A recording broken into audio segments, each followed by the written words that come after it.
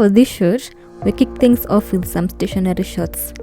The model stood still holding the Denri bag, and I moved around him in a slow 180-degree arc, kind of cycling him halfway, making sure the bag stayed right in the center of the frame. We repeated that same setup in about 5 different locations around town, just to give each shot a different feel but keep the movement consistent. It was a good way to test how the G92 handles autofocus and stabilization when I'm on the move.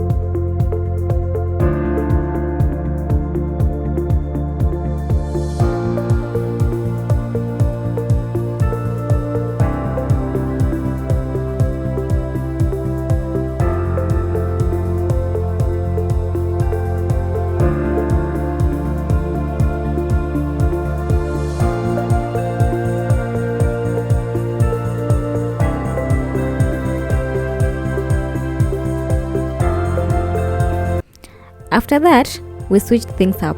I did some tracking shots where the model walked and I moved sideways, keeping pace with them while framing the bag from the side.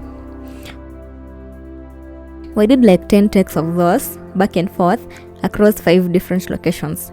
It really gave me a good feel of how the camera handles motion, especially while walking handheld. Now, I had the GoPro mounted for BTS, but since it was facing forward, it didn't really catch those tracking moments. What I mostly have are the street views, which still give you a feel of the environment you're walking in.